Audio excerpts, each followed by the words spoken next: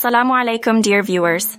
Today, we delve into a topic that lies at the heart of our faith, the respect and care we owe to our parents.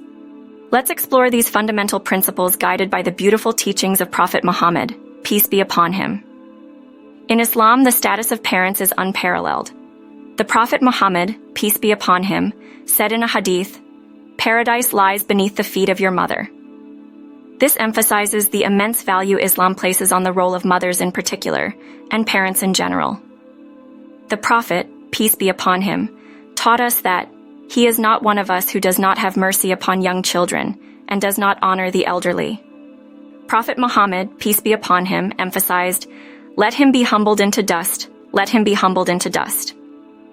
This underscores the significance of showing humility and respect, especially as our parents grow older. Maintaining patience and kindness in our relationships with our parents is vital. The Prophet, peace be upon him, said, "He who does not show mercy to our young ones and does not realize the rights of our elders is not one of us."